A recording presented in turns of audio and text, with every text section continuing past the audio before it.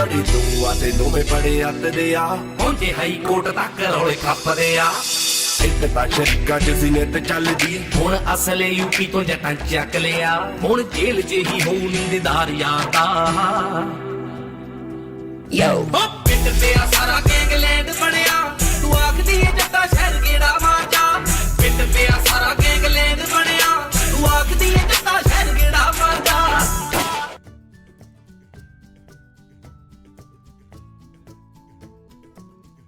मैं हूँ सना अमजद। वैसे तो हमारी कौमी ज़ुबान उर्दू है, लेकिन इंग्लिश बोलने को ज़्यादा तरजीह दी जाती है। इसीलिए मैं आज का कॉमन सेंस का सवाल भी इंग्लिश से रिलेटेड लेकर आई हूँ। और सवाल ये है कि इंग्लिश में ई के बाद क्या आता है। आइए लोगों से बात करते हैं और जानते हैं कि इस वक्त कितने लोगों की कॉमन सेंस काम कर रही है और कितने लोगों को अच्छी वाली इंग्लिश बोलनी आती है। क्या पढ़ा जा रहा है? मैं लिटरेचर पढ़ रहा हूँ। इंग्लिश। इंग्लिश। क्वालिफिकेशन क्या आपकी? BBA honours. मेरी क्वालिफिकेशन सेकंड ईयर है, सेकंड ईयर में स्टडी कर रहा हूँ। मैं 4th ईयर MBBS स्टूडेंट हूँ।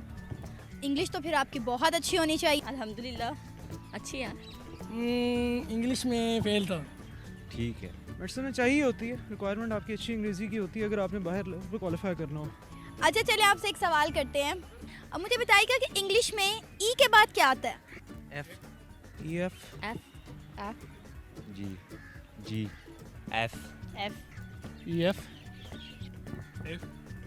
जी आता है? कैसे? सॉरी F गलत जवाब। अच्छा। क्यों? वो कैसे? दोबारा से मैं सवाल रिपीट करती हूँ। इंग्लिश में ई के बाद क्या आता है? F आता है। एफ भी आता है। क्यों क्या आता है? मैं तो बता ही दूंगी, लेकिन मेरा ख्याल है गलत है ये जवाब। नहीं बिल्कुल ठीक है। EF आता है। EF फिर क्या आता है आप बता दें, आपकी लैंग्वेज डिफरेंट है। नहीं, मेरी भी यही लैंग्वेज है। अच्छा हमारी लैंग्वेज नहीं है, हम पाकिस्तानी हैं, हमारी लैंग्वेज उर्दू है। तो इसमें किसी को और महसूस नहीं करनी चाहिए कि आपको अंग्रेज़ी आती है कि नहीं आती। आप व्लादिमीर पुतिन को देख लें, अंग्रेज़ी आती है लेकिन फिर भी वो रशियन लैंग्वेज में गुफ्तगू करता है। F गलत जवाब। चलें ठीक है, आप जो मर्जी लगा लें। इंग्लिश में ई के बाद क्या आता है? एल एल नहीं। इंग्लिश वर्ड में ई के बाद क्या आता है? EF आता है। एफ। हाँ। गलत जवाब। F ही आता है जी। एफ नहीं आता।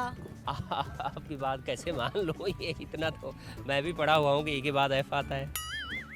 मैं भी इतना ही पढ़ी हुई हूँ और मुझे भी पता है कि ई के बाद एफ बिल्कुल नहीं आता। लेकिन अभी हम एक कॉमन सेंस का सवाल कर रहे हैं और सवाल ये है कि इंग्लिश में ई के बाद क्या आता है?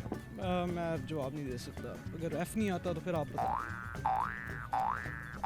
आपने मेरे सवाल पर गौर नहीं किया। नहीं, मैं इस वक्त आपने बिल्कुल मुझे रनिंग के दौरान रोका है और मैं इस वक्त सही माइंडसेट में भी नहीं हूँ। चलो आप बता दें, फिर मेरे नॉलेज में इजाफा कर दें। आप गलत ही बताएंगे। इंग्लिश में ई के बाद क्या आता है? F किस क्लास में पढ़ते हो? लेवल 4 और आप? 7 6। चलो आप लोगों से एक कॉमन सेंस का सवाल करती हूँ। सवाल जरा आप लोगों ने गौर से सुनना है। इंग्लिश में ई के बाद कौन सा वर्ड आता है? F पक्का एफ?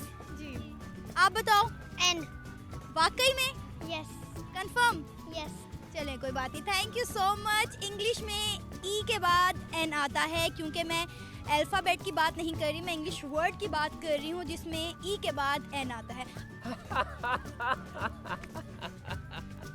जी, तो आज के ये हमारे पहले बच्चे हैं जिन्होंने बिल्कुल सही जवाब दिया। पहले मैंने अपनी तरफ से ठीक बताया। अल्फ़ाबेटिकली ई के बाद एफ आता है, जबकि इंग्लिश में ई के बाद एन आता है। आज के प्रोग्राम में मैंने एक बहुत ही आसान सा कॉमन सेंस का सवाल किया था और सवाल ये था कि इंग्लिश में ई के बाद क्या आता है। मैंने अल्फ़ाबेट का नहीं पूछा था कि ई के बाद क्या आता है, मैंने पूछा था कि इंग्लिश में ई के बाद क्या आता है। ज़्यादातर लोगों ने गलत जवाब दिया और कहा कि ई के बाद एफ आता है। असल सही जवाब इस बच्चे ने दिया कि इंग्लिश में ई के बाद एन आता है। उम्मीद है आज के प्रोग्राम को आप लोगों ने खूब एंजॉय किया होगा। इसी के साथ कैमरामैन मुनीर हुसैन और सना अमजद को इजाज़त दीजिए। अल्लाह निगहबान।